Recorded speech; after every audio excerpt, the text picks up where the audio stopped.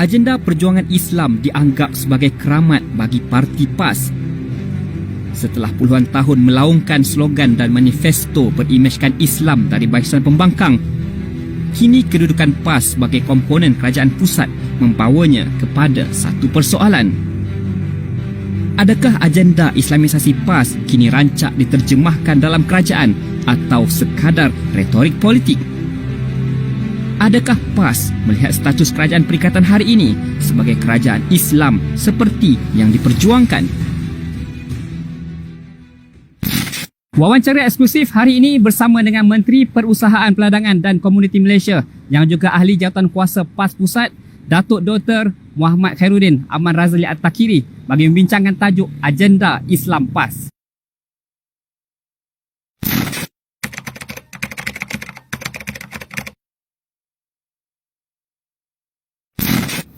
Baik Datuk, sepanjang hampir 7 bulan Datuk sebagai Menteri Perusahaan Peladangan dan Komoditi, setakat ini bagaimana pencapaian yang Datuk telah laksanakan? 7 bulan itu tempoh yang pendek sebenarnya, tetapi kita diuji dengan satu yang sangat besar, namanya pandemik COVID-19. Tapi Alhamdulillah, dalam keadaan itu, bagi saya kejayaan yang paling besar ialah kita boleh meneruskan apa saja berkaitan komoditi walaupun berlakunya pandemik. Dan paling jelas ialah kejayaan kita untuk bukan saja mengekalkan, bahkan menambah baik dari sudut nilai dagangan komoditi untuk 3 bulan terakhir, 3 bulan yang kedua iaitu bulan 4, 5 dan 6 itu sebanyak 82 bilion. Dan juga kita berjaya untuk meningkatkan dari sudut nilai ekspornya kepada 63 bilion. Ini lebih baik daripada tahun lepas 2019 pada tempoh yang sama. Itu bagi saya kerja yang besar lah. Dan masa yang sama, kita juga membawa satu hala tuju baru, iaitu kita memperkasakan bidang huluan yang kurang diberi perhatian, seperti melibatkan para pekebun kecil getah, pada pekebun kecil sawit, di peringkat lada, di peringkat koko, peringkat huluan saya maksudkan, dan juga di peringkat kenaf. Itu yang kita berikan fokus utama, kerana selalunya fokus diberikan kepada agro-komoditi yang besar-besar yang telah maju.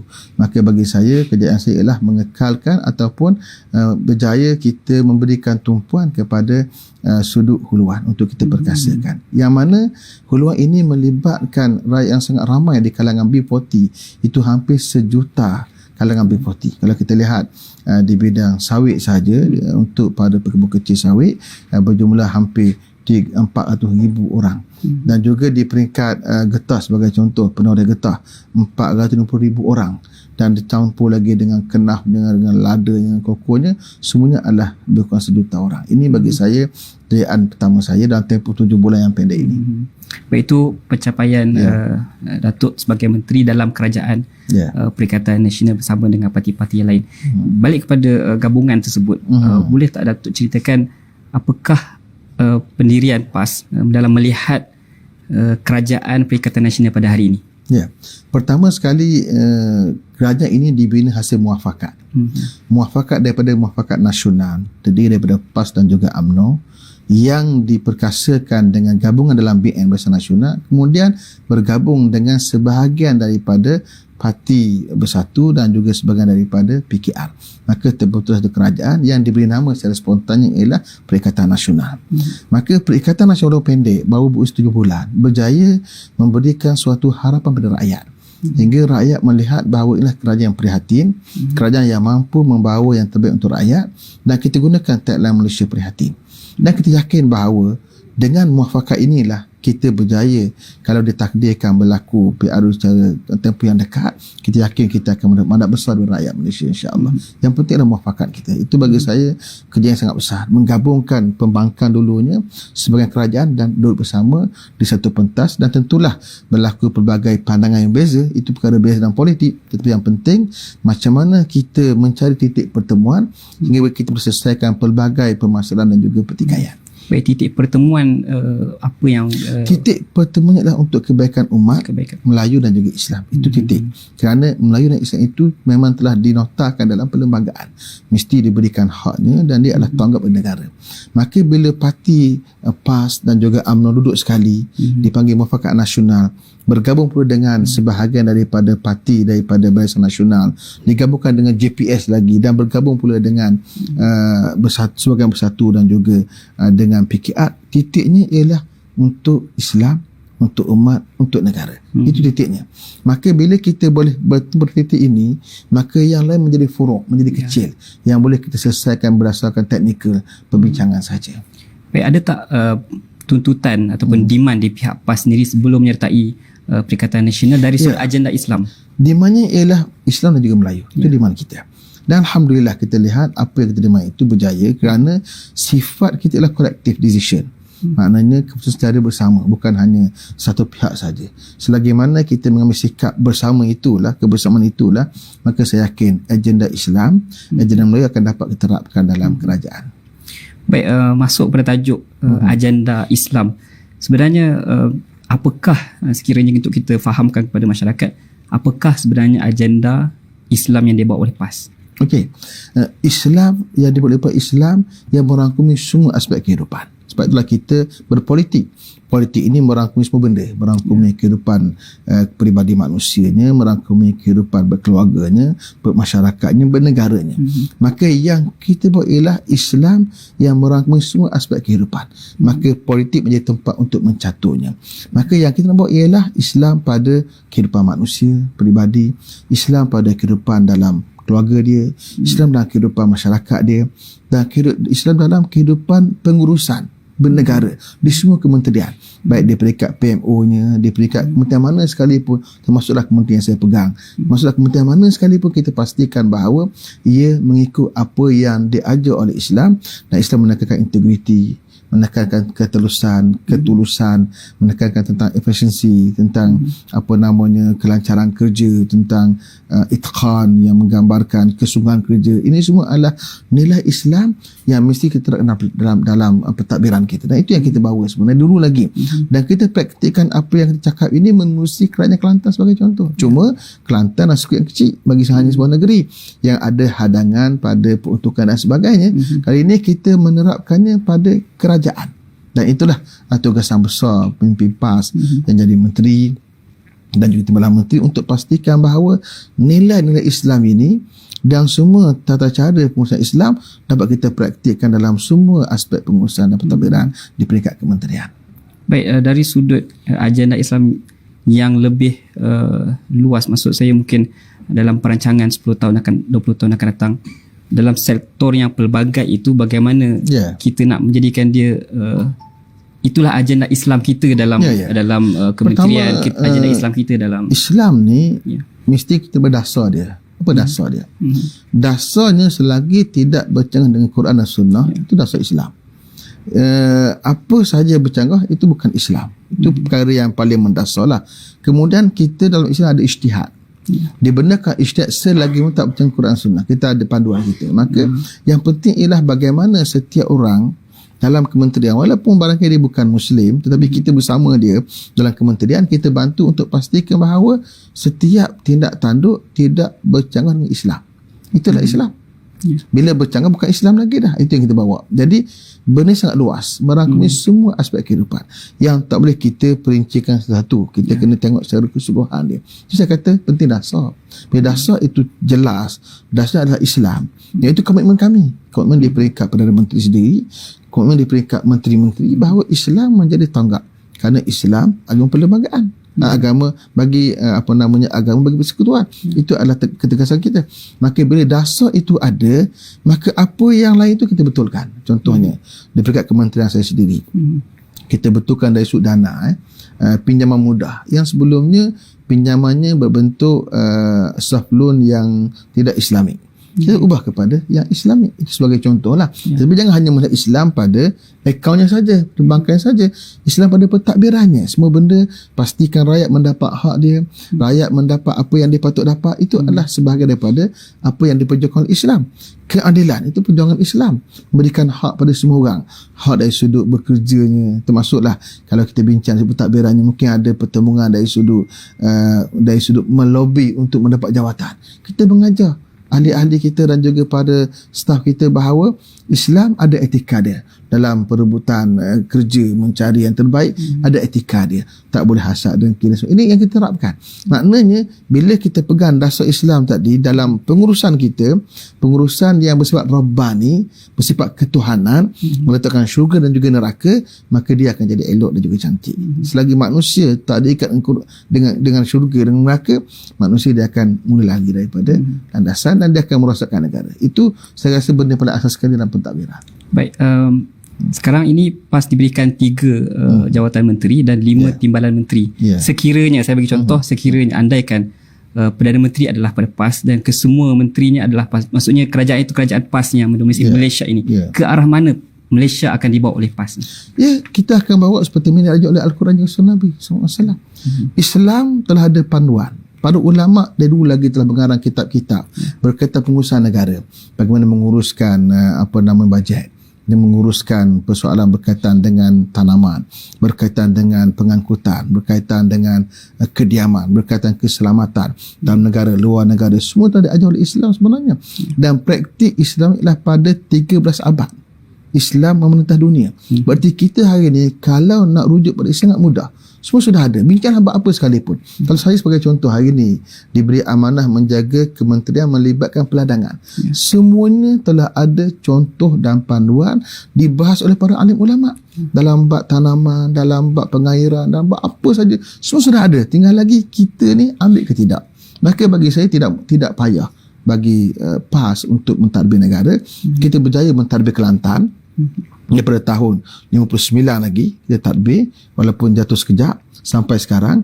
Terengganu kita tadbir dengan jayanya. Artinya kalau PAS diberikan amanah menjadi Perdana Menteri, PAS bersedia dan PAS mampu insya-Allah dengan berlandaskan ketelusan yang ada pada pentadbiran Parti Islam Malaysia PAS. Baik, mendasari Al-Quran dan Sunnah itu sebagai rujukan pentadbiran. Di sana ada hukum riba, di sana ada arak dan juga judi yang total haram oleh Islam. Jadi bagaimana PAS sekiranya betul-betul membawa ke agenda Al-Quran itu, melihat situasi semasa pada hari ini, di manakah noktah akhir bagi industri arak, industri judi? Industri judi, industri yang tidak ada manusia yang berakal dan manusia yang cintakan akhlak dan manusia yang cinta kedamaian yang suka. Tak ada. Kerana judi diketahui menimbulkan pergaduhan, pertembungan dan sebagainya. Maka jatuh akhir sekali judi mesti diharamkan. Itu realiti yang dunia kena terima. Dan dia merosakkan negara. Kalau bagi contoh kita lihat macam mana Singapura negara yang dipimpin oleh orang Islam sebagai Perdana Menterinya, tetapi mereka mengharamkan arak untuk dijual secara berluasa. Kenapa? Kerana mereka melihat arak itu memudaratkan. Isu kita ada isu, adakah ia memudaratkan?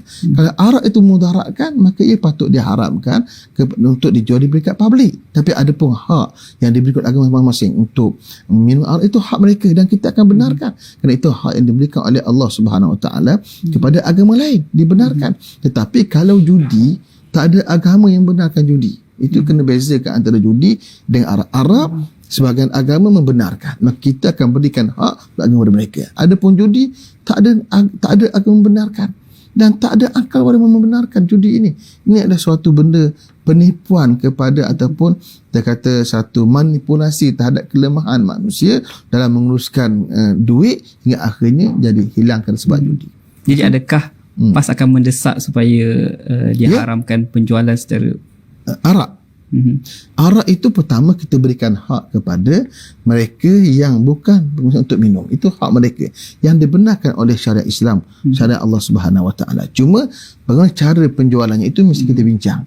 Kalau dijual secara berluasa, terbuka hingga menyebabkan orang Islam boleh beli dan boleh kemudian minum secara terbuka hingga menyebabkan drive kereta dalam keadaan mabuk dan sebagainya, itu memudaratkan rakyat. Kita tengok bukan pada isu arak, isu memudaratkan itu menjadi pertimbangan kita. Maka selagi ia tak memudaratkan orang bukan Islam, mereka teruskan kerana itu agama mereka membenarkan. Itu hak mereka.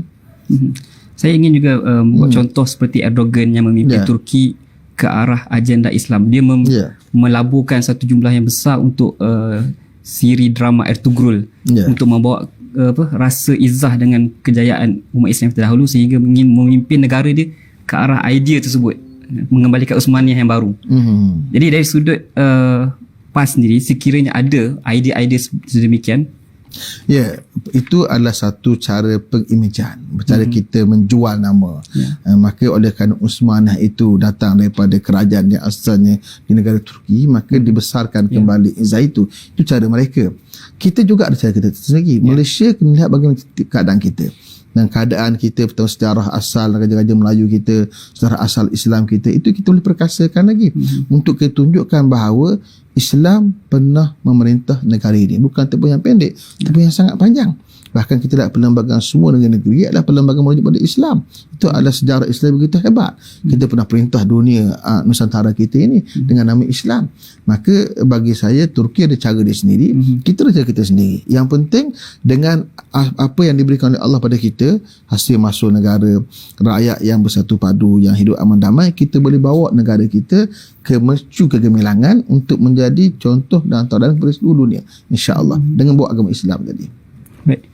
Jika dahulu kita baca tentang dokumen negara Islam PAS dan negara berkebajikan. Jadi dalam konteks pada hari inilah kita lihat bila mana PAS bahagian daripada kerajaan bersama dengan juga non-Muslim yang dimenteri dan sebagainya. Jadi adakah bagaimana kita nak faham bagaimana idea Islam tersebut dan diterapkan oleh PAS sebagai kerajaan pada hari ini? Islam ada rujukan dia, Quran dan juga Sunnah. Cuma macam kita terjemahkan bahan itu kepada bentuk dokumen. Ia bergantung pada suasana keadaan. Dulu kita gunakan dokumen negara Islam, kemudian negara berkebajikan. Hari ini kita menggunakan terma negara sejahtera. Menerusi suatu pelang induk kita panggil Wawasan Induk Negara Sejahtera, WINS rekasan dia.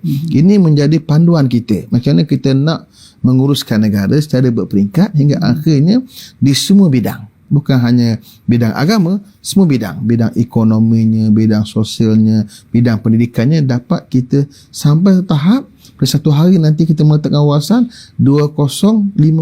Itu kita punya projek WINS 2050.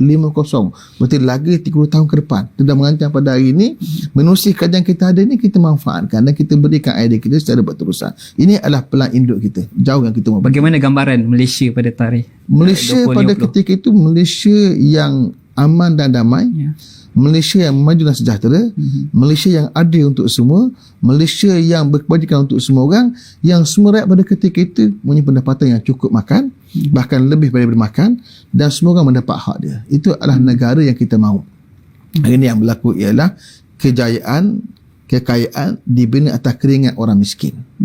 Orang miskin tidak mendapat hak. Kita mempulangkan hak itu dengan cara yang adil. Orang miskin yang bekerja berhak mendapat hak dia dari sudut kebajikan kehidupan mereka, dan orang kaya berhak mendapat kekayaan dia, tapi ada zakatnya, ada sedekahnya, ada wakafnya yang dikembali pada umat. Ini yang kita mahukan, satu sistem ekonomi yang adil. Itu dalam kita punya gagasan yang dipanggil WINS, Wawasan Induk Negara Sejahtera. Baik, dalam konteks politik pula kita memahami bahawa negara ini, seperti mana bacaan saya, Tuan Guru Haji Adi mengatakan bahawa Malaysia ni adalah negara Islam, umat Islam, dan pemimpinnya, penguasanya juga Melayu Islam sebagai bangsa yang dominan. Bagaimana Datuk melihat penguasaan umat Islam dalam politik pada hari ini? Okey.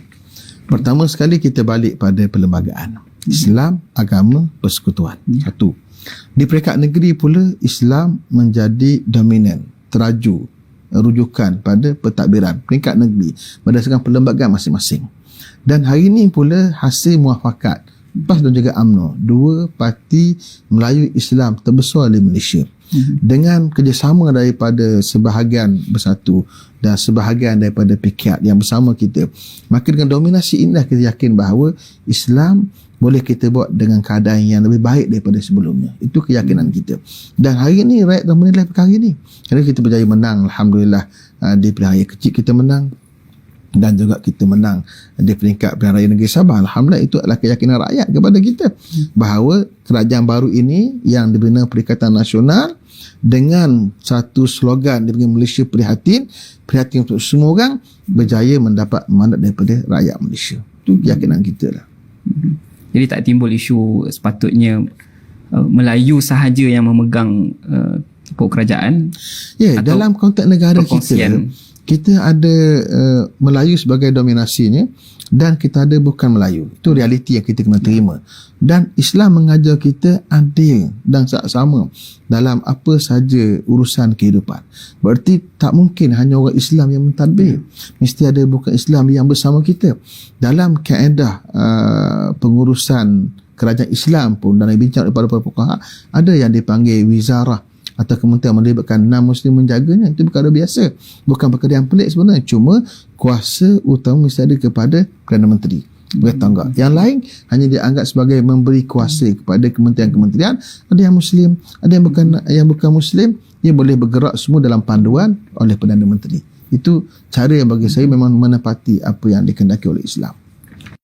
Kita ucapkan terima kasih kepada Datuk atas jawapan yang diberikan, dan kita mengucapkan syabas dan tahniah di atas pencapaian yang telah pun dilaksanakan setakat ini, dan wawancara eksklusif berakhir setakat ini. Kita jumpa lagi di waktu lain. Assalamualaikum warahmatullahi wabarakatuh.